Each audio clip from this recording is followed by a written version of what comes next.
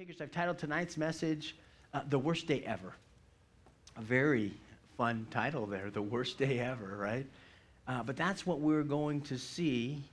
Again, we know that that this is a prophecy. It's the revelation or the unveiling of Jesus Christ, and we're looking forward through this book for his second coming. And as we get to this particular portion, let me make sure that I underscore a couple things that we learned last week. Number one is this, is that we learned that the prophetic writings, that as we go through these things, that they don't follow a chronological order. We need to make sure we understand that. I've described it a couple times along these 14 chapters that this is the stage. This is where the play is happening, if you will. And just like in a play where that scene changes, so too in the book of Revelation, it's changing. There's a lot of changes that goes on. And so in the prophetic writing, while we may get a glimpse of something here, my trick knee almost gave out on me there.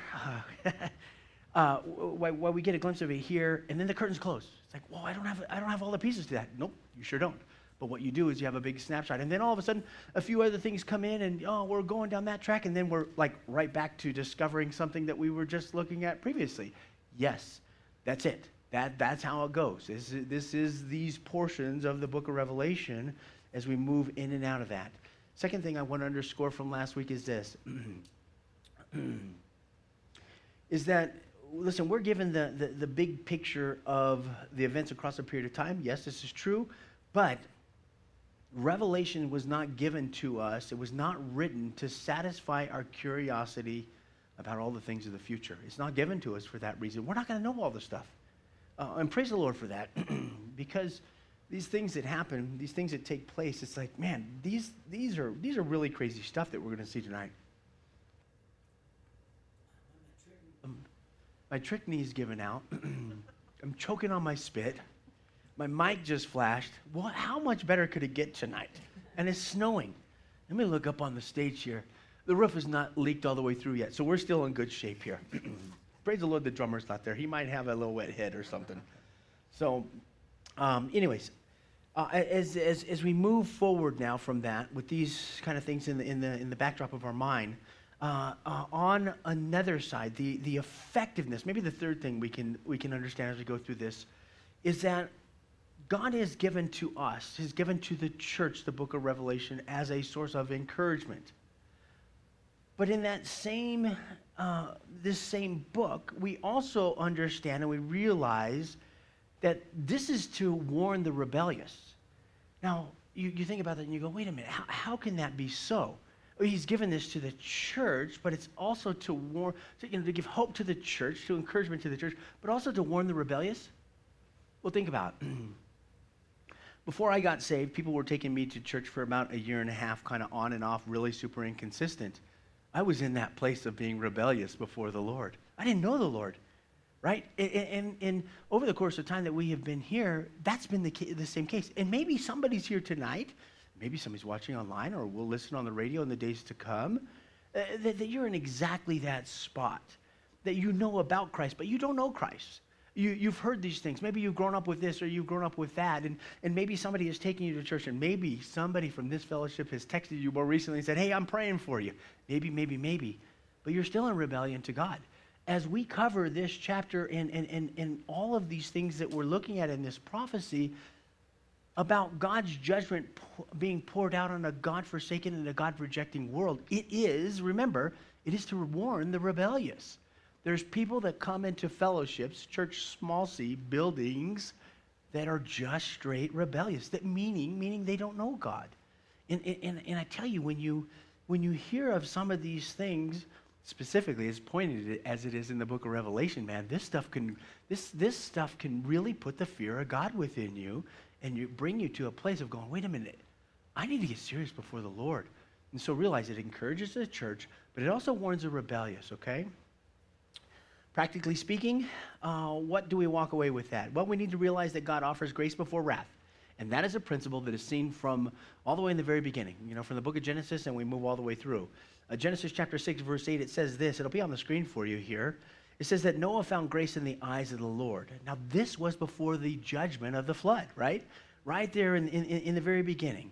And when Noah found grace in the eyes of the Lord, it wasn't that there wasn't a grace that was offered to the other people around, but it was a rejection of the things of God. It was a pushing off. And in that society at that time, the heartbeat of man completely turned against its maker, right? A God. Now we're seeing some of this stuff rippling back through a modern society right now. And this coming weekend, we're going to talk a lot, just by way of practically confronting the persecution of the moment, of what we're going through as a country, as a nation, with the Equality Act is being laid out here. The impact it's going to have on churches, the impact it's going to have on colleges, the impact that by way of morals, right? We're salt and light in a very dark world. And in the event that these particular legislative things get through, it will impact what happens, or the aim, I guess, is to try to impact what has happened. I don't intend to veer course. I mean, God is God, and the things that he's laid out, we can't change those things.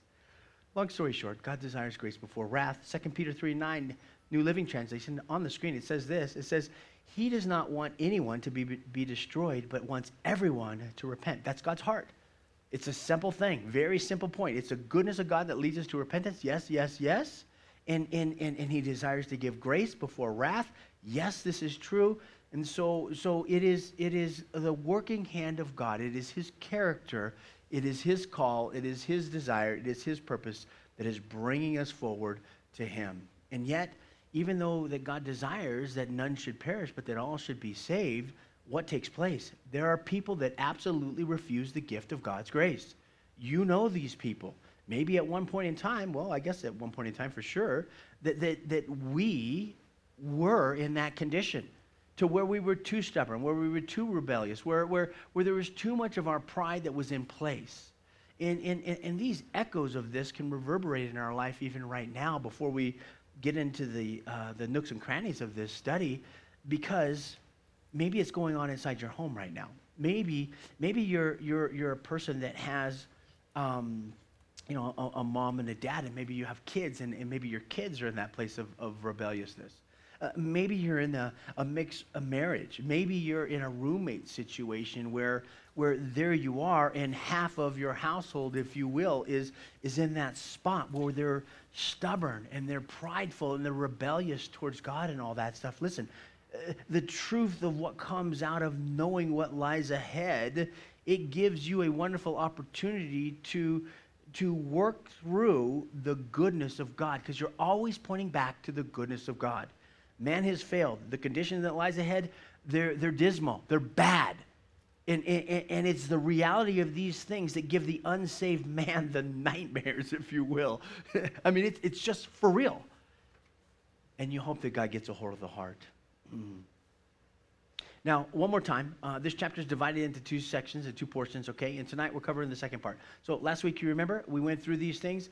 We saw a preview of the coming events, and we laid out, 4, 5, 6 things that the first 13 verses cover. Now, tonight we go into the second half. The second half of this, it's an entirely different area, because this is a summary of the final judgments that are coming, leading right up to the second coming of Christ. And so this chapter is what is called a parenthetical chapter. It's just adding the amplification of different things and events and kind of filling the gaps and all that stuff. So it is not sequential. It's not chronological in order, okay? That's the breaking up of the chapter. And as we get through these particular things, we're going to find here in the very next, actually not the next chapter, chapter 15, chapter 16, I guess, we're going to start moving our way through the bowl judgments. So these are the final judgments that will be poured out upon the earth. We also know that in Revelation 16, that it does point ahead, and at the very end of it, it does talk about Armageddon. But it points ahead to Revelation chapter 19, again, where we have Armageddon, that final battle that's happening, where all the kings of the earth are gathered together. Their armies are all put together there, and their aim is to combat Jerusalem, combat Israel, to bring it down and all that stuff. So these are all very real things. And so with that, let's take a look at our verses 14, 15, and 16 here, and we'll start our study now. Tonight I'm reading from the New King James Version. And picking up in verse 14, John says, "Then I looked, and behold, a white cloud, and on the cloud sat one like the Son of Man, having on his head a golden crown and in his hand a sharp sickle. And another angel came out of the temple, crying with a loud voice to him who sat on the cloud, "Thrust in your sickle and reap, for the time is come for you to reap, for the harvest of the earth is ripe." And so he who sat on the cloud, he thrust in his sickle on the earth, and the earth was reaped. Now, if you're dividing up even the second half of the chapter, verses 14, 15, and 16, that would be a block, okay? And then the final block would be obviously 17 down through 20. So just realize the movements that we're walking through here in this. And let's take note of the characters here. We're going to see a number of angels. This chapter has already presented us with a number of angels. I think so far we've seen like 4 angels in the first half of the chapter. There's 4, 5, 6, 7, even as we get through this. And so just know that generally speaking, that as we look through this, we find that the intervention of God's hand, his hand working in the affairs of man at the last time, from sending an angel over the earth or throughout the skies, right, where the bird flies and all that stuff, to minister the gospel and to tell people. We saw that last week, and even what he's going on and what is taking place here is even that much more amazing. But you should know that Jesus is coming on the scene, that Jesus here, he's fixing to pour out these final judgments and to take back the earth and the rulership of the earth. This scene, this picture, this vision of Armageddon, it hasn't happened in the book of Revelation yet. It's still a couple more chapters ahead. But John's getting a little snapshot right here.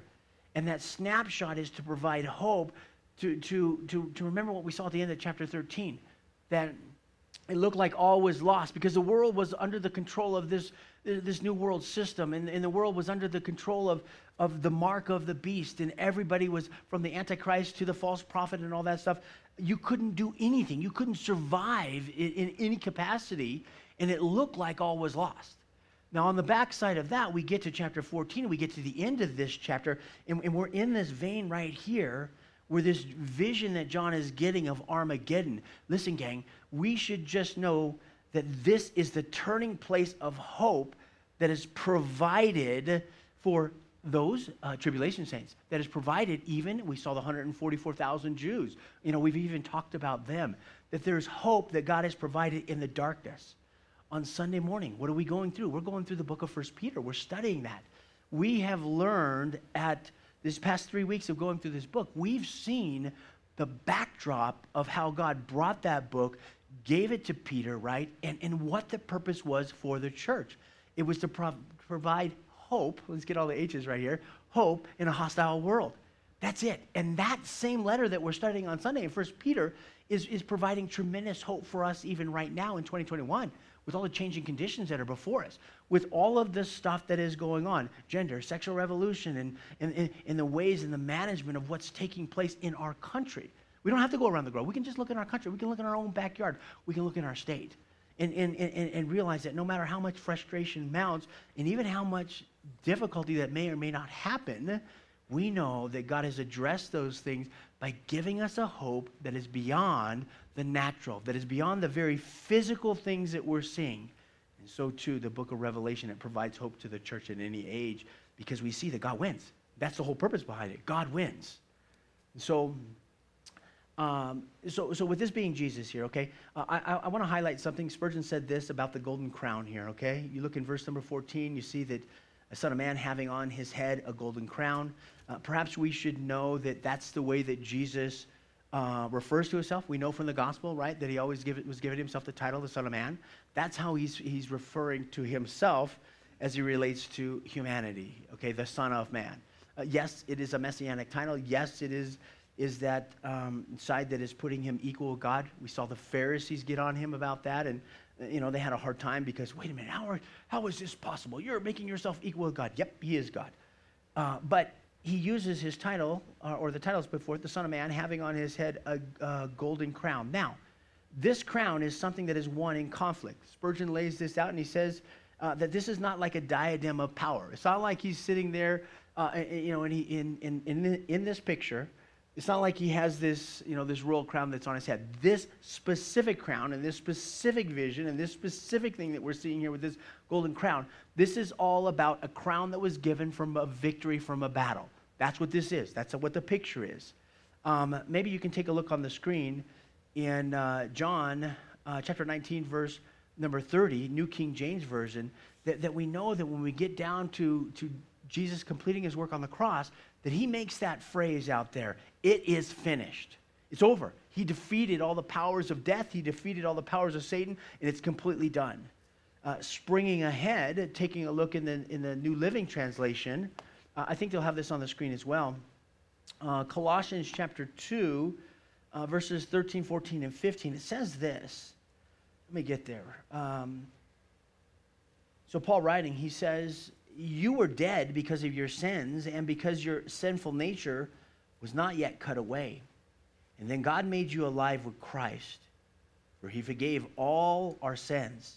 He canceled the record of the charges against us. Listen, if there's got to be a canceled culture, I want that one. Cancel those sins, baby. Yes. And so he canceled the record of charges against us, and he took it away by nailing it to the cross. Watch. In this way, he disarmed the spiritual rulers and authorities. He shamed them publicly by his victory over them on the cross.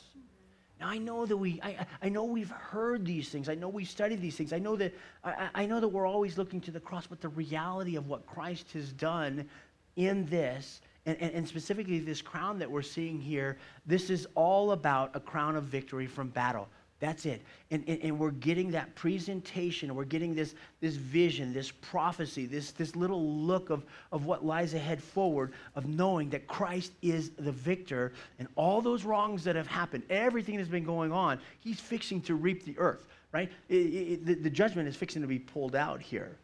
Now, we get into verse number 15, and again, we see the advancement of, this probably is the fifth angel here.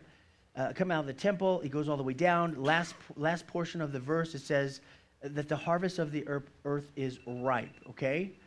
There it is. The alarm went off. Time's up. I hope you enjoyed your study. We're all finished for tonight. The ripe. Okay, here's the idea on this, okay? The idea behind this and the phraseology here in the Greek language is that it's overripe. It is something that is moved to the point of being dry and withered.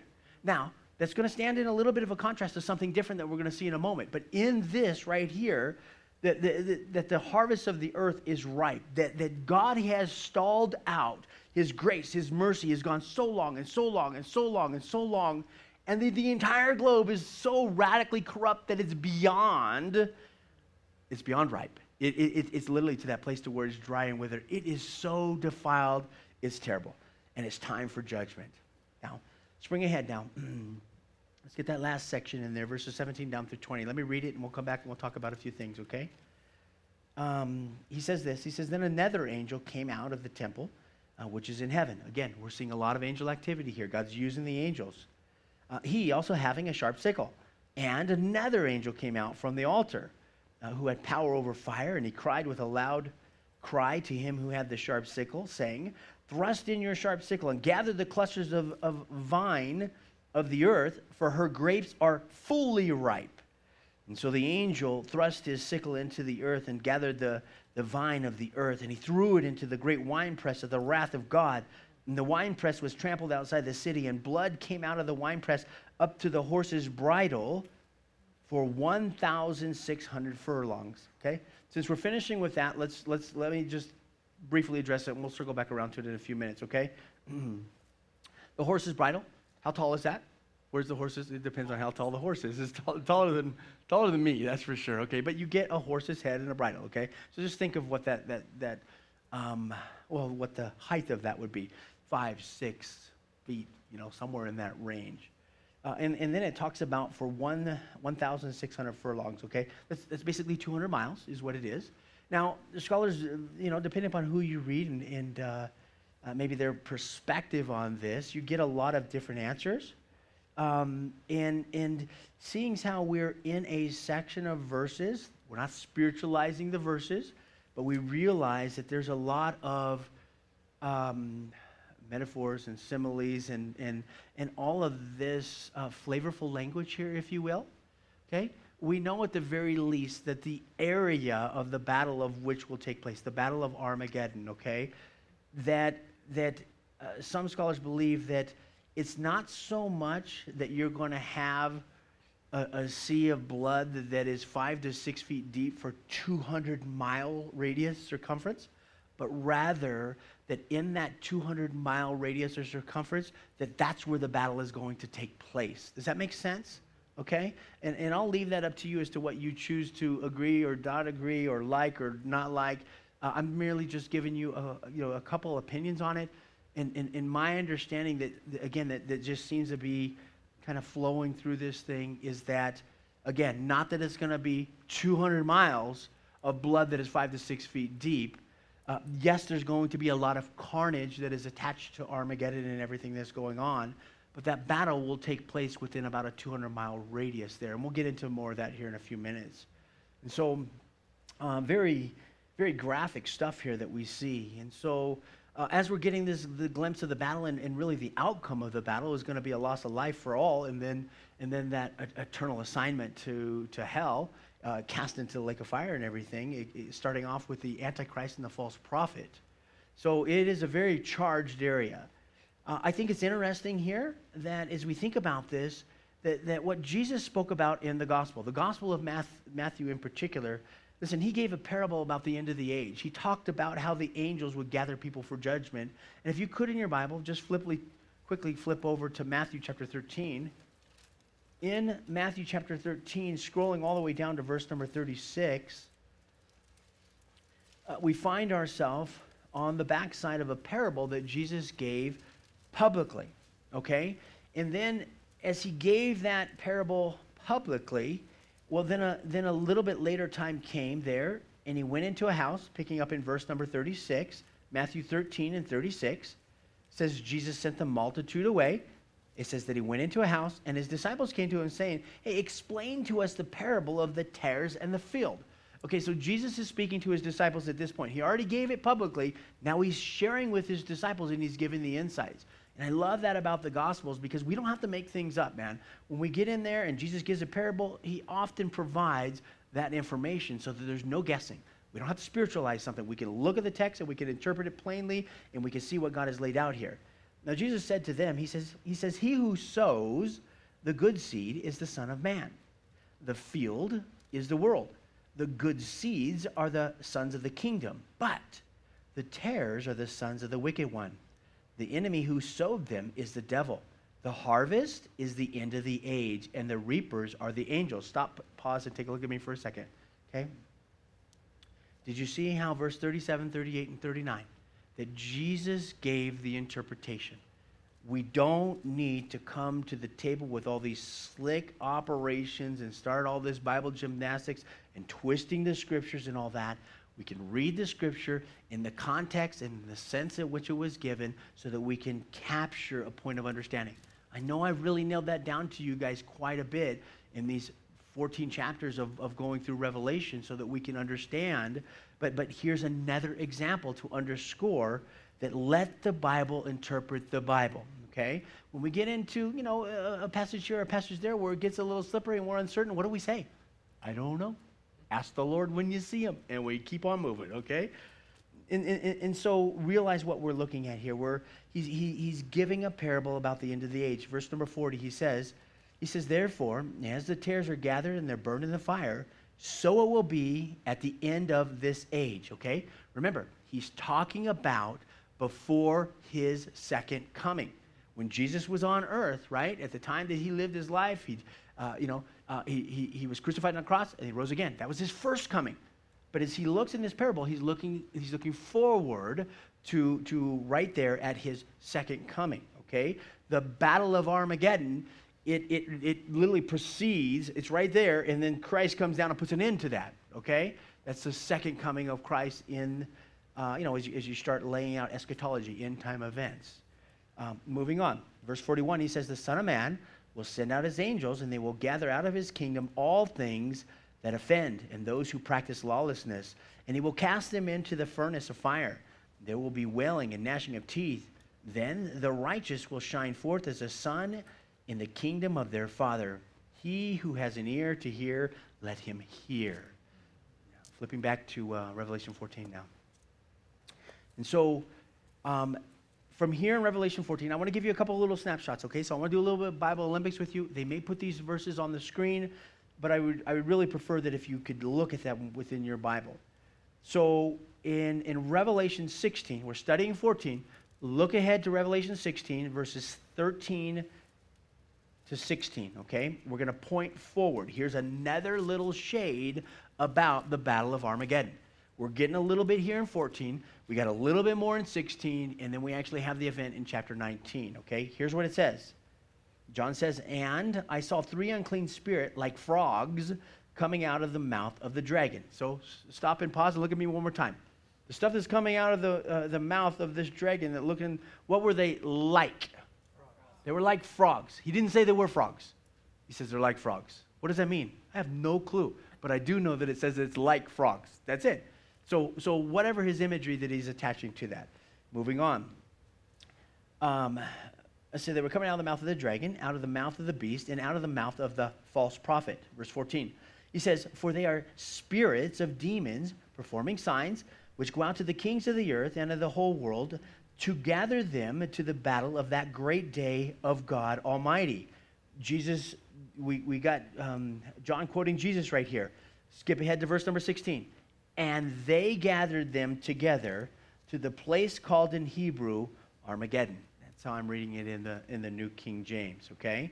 So as we look ahead, we're seeing that there's, in the gospel of Matthew 13, that Jesus talks about what the angels are going to do, the gathering.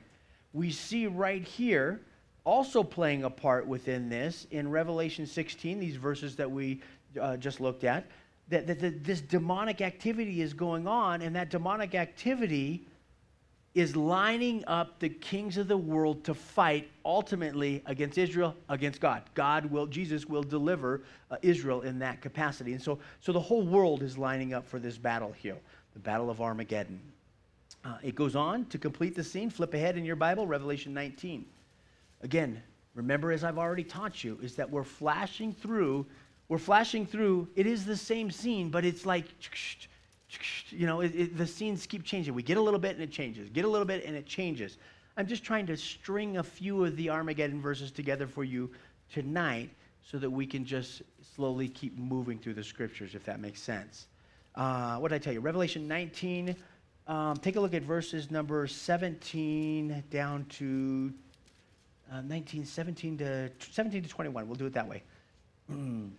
Okay, John again, he says, "Then I saw an angel standing in the sun." Now, here's another picture of Armageddon, what we're going to get here. He says, "And he cried with a loud voice, saying to all the birds that fly in the midst of heaven, 'Come and gather together for the supper of the great God, that you may eat the flesh of the kings, the flesh of captains, the flesh of mighty men, the flesh of horses, and of those who sit on them, and the flesh of all people, free and slave, both small and great. And I saw the beast, the kings of the earth and their armies gathered together to make war against him who sat on the horse and against his army. Then the beast was captured, with him the false prophet." So this beast that we're talking about, this is the Antichrist, okay, and the false prophet, who worked signs in his presence, by which he deceived those who received the mark of the beast and those who worshipped his image. These two were cast alive into the lake of a lake of fire burning with brimstone here, okay? That's it. There ain't nothing else left for those guys. So the Antichrist, who is operating off of satanic power, the false prophet who's operating off of satanic power and all this stuff, these guys are rallying up and orchestrating this end-time event, this event that we call, that we generally refer to as Armageddon, okay, the Battle of Armageddon. All of these things here, as we have gone from chapter 14, we've gone to chapter 16, chapter 19, and we've seen a little picture over here in Matthew chapter 13 regarding the parable. All of these are just different angles of looking into the same event. That's all they are. And stringing them together, we're just trying to paint a biblical picture to synchronize the angles within our mind. Now remember, we started last week and I started today. All the details that our little curious minds have about all the nuances that are going on here in the book of Revelation, and specifically this event, they're not given. They're not there.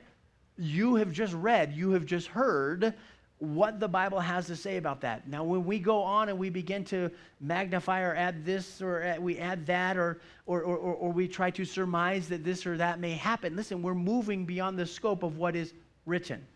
And I understand that we like to give practical applications, and I don't think there's anything wrong with kind of looking at it in that vein. I don't think there's anything wrong with also bringing to the forefront of the study of any real technology that is in place at any given moment when you're studying Revelation.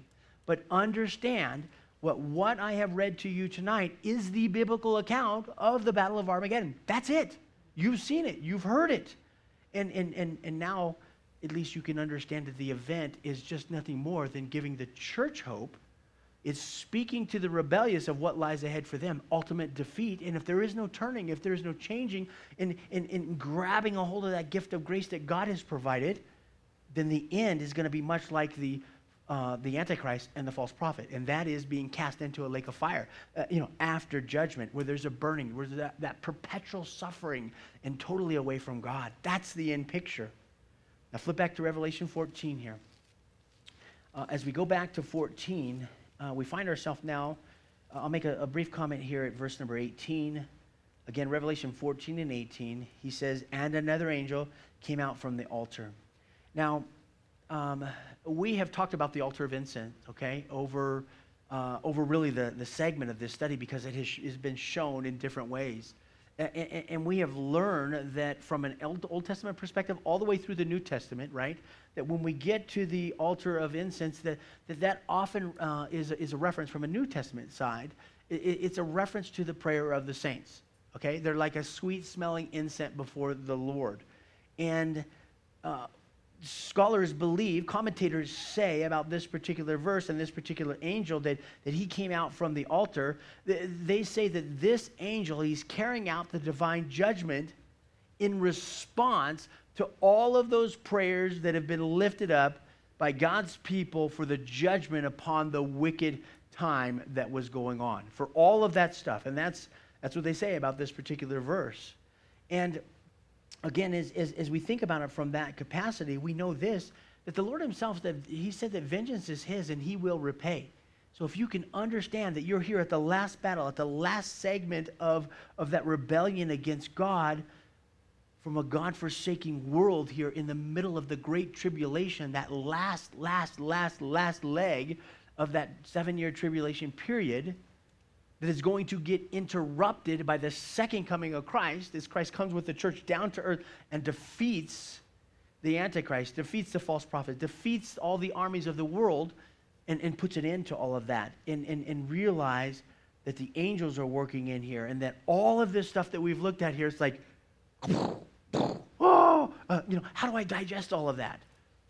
Well, the best you can, by the Spirit of God, by the best you can. And so, understanding the flow of this. Again, here in 17, or in 14, one more time, remember this. What is it that we're reading? This is a what about the future? It starts with a P. It's a prophecy. It's a prophecy about the future. It's still forward-looking. It's still ahead. It hasn't happened. It's a literal event, and it will take place soon, for sure. Let me backtrack for just a moment here. I want to add a couple things here, and then I also want to give you an invite to something as well. A few more details about Armageddon, and we'll put some of this on the screen here in a moment. We know that Armageddon, where does it happen? It happens in northern Israel. That's where it takes place. We know that the kings of the earth are there, that all the armies of the world, they unite there in some capacity. And again, it's some type of a massive attack upon Israel, upon Jerusalem, more specifically, I should say. But the word Armageddon, this is what they'll put on the screen here. This comes from the word Har-me-geddon, okay? And it literally means Mount Megiddo. Now, Mount Megiddo. Listen, we've gone to Israel here 3 this year. If we get there in the fall of this year, the trip's on board. If you'd like to come to the trip, by the way, okay, you're more than welcome to.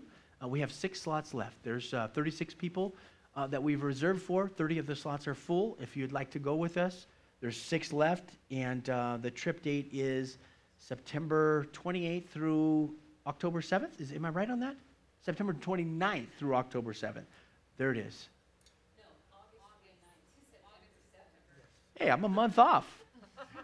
Could have been worse. I could have been a year off.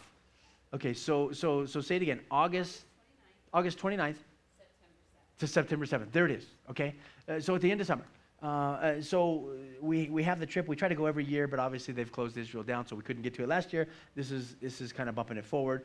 We still have 6 slots open here. If you'd like to join us, I'd be happy to give you more information on that. Cost is it's running like $3,800 and some change. And so I say all that to say this, that as it pertains to Mount Megiddo, okay, when every single time that we go to Israel, on our second day, we land, we get there, we go through Joppa, and we do all that, and we make our way through Caesarea Maritima. We kind of work our way, and then we get up to Mount Carmel, okay, where Elijah was at and all that. And from the top of Mount Carmel, they have this observation platform thing that is there. You know, we get an opportunity to talk about what Elijah did there and all this stuff, and we look out. From that point, it's the highest point right there. You can see the Mediterranean Sea. You can see all the way down Mount Megiddo. You can see that because it's at a lower level. But when you're looking out over what is called the breadbasket of Israel. It's the Jezreel Valley. A lot of farming, a lot of things that are down there. And you're on Mount Carmel, and you're looking kind of south and east through all of this stuff. And out in the distance, it's like you'll see these airplanes. And there's these 2 runway fields that are like this. It's like in a V. That Israel has like this underground military base there, and right on Mount Carmel, when you're there and you're doing your Bible study, you see the jets going, taking off, and then they land, and it's like, they disappear. It's like, where's this at? So they must have an airfield where these planes, literally, they park underneath, because you're watching it there. I say all this to say this, that is the location. We're literally looking upon the location that the gathering of all of the armies of the world are going to get together. And that battle of Armageddon right there at Mount Megiddo, that all of that stuff is going to happen. It's so fascinating because when we come down off of Carmel, we do make our way through the Jezreel Valley. We do make our way over to Mount Megiddo, and we start talking. We have another Bible study over in that particular area. It's the very spot that this is written about. It's the very spot that this battle where everybody's going to line up for this. It's the very slot that the very last thing before the return of Christ, he actually touched down and he puts an end to this battle is happening. And so, man, going to Israel, you just get charged up about this because it's like, man, I'm standing right here where this has happened and that has happened and all these things. And what's the next thing that's going to happen? Man, we're waiting for the second coming of Christ. So let me wrap it up this way here because we're getting close to time here. How can I say this? Listen, the Apostle John, he gives us a big picture, and we have a few details, okay? Please realize that. We've got a very, very, very, very big picture here, and there's a few details along the way that we've been able to take a look at. And what are these details? Again, please just understand that by the time we get to the end of chapter 19 and we start 20, we're moving on to that point where we're starting to see the victory and the reign of Christ and him put an end, if you will, to the global chaos that is going on. So all of this stuff here that has been given to John has been given to him for the church. It's for hope. It's for encouragement. It's to help us to get through these troubling times and to realize that Christ will absolutely be victorious and he'll take the victory. He's doing it. And that's the hope for the church. And so as we look at this stuff from a heavenly perspective, if you will, we're able to retain that hope. It's like, okay, I get the big picture. I can understand what this looks like, even though I might be in the middle of hostile conditions for my own life. Does that make sense? Okay, I'm like I said, we are looking at, we're just moving chapter by chapter here, but we're looking at some very complex stuff, hopefully in a way that is digestible and that you're able to come away with really the hope that it's supposed to provide for us. And so let me close in this way. Let's see. Right now we're still living in the age of grace, okay? I think we know that. But in the middle of this age of grace, the invitation to receive the forgiveness of God is still available. It's still on the table. And this is part of the Great Commission. This is part of the things that we talk about here on Sunday as I'm encouraging and as I'm teaching us as we move through the New Testament and as we study. We're able to walk away at the end of our Sunday time together with those tangible, simple, practical applications and action items for us in a very simple way. You know, God's given us this, God's given us that. Very practical steps so that we can effectively be about the Great Commission, that we can effectively be about making disciples. And over the course of COVID, I guess, and there's been a real turning within the church Big C, not just this fellowship, but the church Big C. And there is a lot more focus about how the church is on mission, how the church is deployed. Because as this has shaken up, you know, fellowships, it's shaken up attendance. It's put a lot of fear within people. It's polarized some people. It's paralyzed other people. You know, all of these things have happened, and yet the Lord still has a very real thing that he's looking to accomplish through the church. That the church is his hands and his feet. And we're representing Christ by the power of the Holy Spirit. We're the witnesses to what he has done. And as I share with you guys, either from Revelation or from our Sunday morning study, it's not to give you more information. It is to make sure and to encourage you to get engaged in the battle. Because that's what's happening right now. This is not about you becoming the most perfect saint ever. Listen, your perfection is in Christ, period, end of story, done. That doesn't mean that you get a chance to live like, you know, Monday through Saturday like the devil. You know, when I was raised, in the time that I was with my dad, he would claim Catholicism and all that stuff. But man, let me tell you, Monday through Saturday, he'd be living like the devil and throwing a few Hail Marys on Sunday morning. I don't want to make light of those that are in the Catholic faith. I don't mean it like that. I'm merely just telling to you that we're not here just to capture more information. The reason that we're here is we're learning who Jesus is. We're learning what he said. We're learning to be on mission for what he's laid before us. We're learning to engage Christ and to engage our world with the love of Christ. That's what we're learning. These are why these things are in place. It's not to sit here and become a Bible scholar. Well, Pastor, you didn't pronounce that Greek word right. And, you know, you got the wrong Hebrew word here. And did you know this? And did you know that? Yes, no, some of that, okay, great, right? I don't know, but I'm not here to fight with you about that. I am here to love you, and I am here to encourage you in the works that the Lord has laid before us so that we could be active and that we could be busy. And that, you know, again, we're making disciples, man. And when we're focused on making disciples, I'm telling you, the stupid stuff that goes on in the framework of churches, fellowships I'm talking about now, you know, it just all evaporates. It goes away. Because when everybody's pointed in the same direction on something, and they're not trying to hold a magnifying glass to you, how could you come in here looking like that? I don't care how you come in here. Just cover up the important parts, but you know, when you get here, you're here, okay? Grow in Jesus, okay? Sorry, gotta be careful. Yeah. I don't know. Wow, things can go south pretty fast here. This is not even the Song of Solomon, so. All right, let's close with this. One more thing, and throw this on the screen here for me. 2 Corinthians chapter 6. Let me give this to you here. Here's what Paul writes, and he wrote this to a very carnal church. Okay, the church of Corinth. He says this. 2 Corinthians chapter 6, verse 1. He says, "As God's partners, we beg you not to accept this marvelous gift of God's kindness and then ignore it. For God says, at just the right time I heard you. On the day of salvation, I helped you. Indeed, the right time is now. Today is the day of salvation." Listen, man, what he's pointing ahead,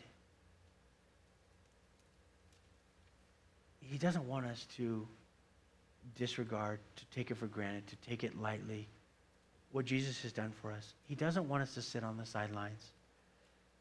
But you and I both know that while there are many things that God does by way of salvation, and first is that he takes us from death to life, we know that we don't receive that total inheritance of that until the rapture of the church. So I'm just talking to you guys as the church right now. I'm not talking to you as tribulation saints, okay? Totally different deal. Church is gone before this happens, okay? And so I'm talking to you as a church, and we get the fullness of that, right? When this corruption puts on incorruption, okay? And so I want you to understand that we're looking forward to that. And Paul wants us to keep going. You know, that's the encouragement that comes out. And he's giving that to a very carnal church, the church at Corinth. You're never going to be a perfect person, but in Christ you are completely. It's his righteousness and not yours. The Old Testament tells us that our righteousness is just a filthy rag. And so if you're striving to try to live up to something, you know, you might be going through this aspect of flesh management. Man, you focus on flesh management, you're going to be disappointed all the days of your life. But when you focus upon the love of Christ and you get busy about his thing, God has a way of transforming your mind. He's got a way of shaping your character. He's got a way of using you to interface with other people and to become his witness in a lost, hurting, and dying world. And when you're focused upon that, man, it seems like your cares and your faults and your troubles and all that stuff, they move to a different position. And you're able to be effectively used by the Master. You're able to be effectively put to use by the Lord and serve him in that. And man, that's the fullness of our life. We were designed to honor him. We were designed to live in fellowship with the Lord. And that is, it doesn't get any better. Solomon says that at the end of Ecclesiastes. Let me read it and I'll make that my final word. Let me read that to you because I sometimes I can botch the verse. Ecclesiastes chapter 12, verse 13. Solomon, he says this. After all that Solomon had, after all that he went through and everything, he says, let us hear the conclusion of the whole matter. Fear God and keep his commandments, for this is man's all. And the idea is total satisfaction. Fear God and keep his commandments, for this is man's all. This is man's total satisfaction. That's what we were designed to do. So let us stand and let us pray. Thanks for joining us today. If you want to know more about having a real relationship with God, click the Do You Know Him link at westminstercalvary.org. We invite you to join us for our regular worship services on Sundays at 9:30 a.m. and Wednesdays at 6:30 p.m. We are conveniently located on the northeast corner of Wadsworth Parkway and Church Ranch Boulevard in the Stanley Lake Marketplace Shopping Center. For more information, please contact our church offices at 303-223-4640. Thanks and God bless. His kingdom within us, a heaven is hidden in our hearts. You're in our hearts. You're in our hearts. You've broken our hearts.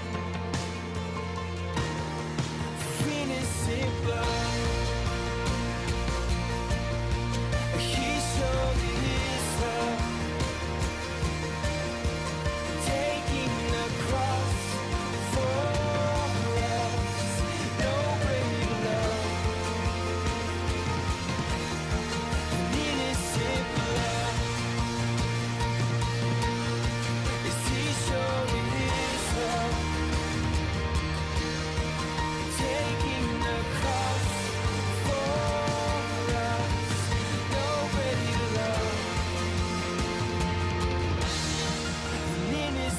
Blood.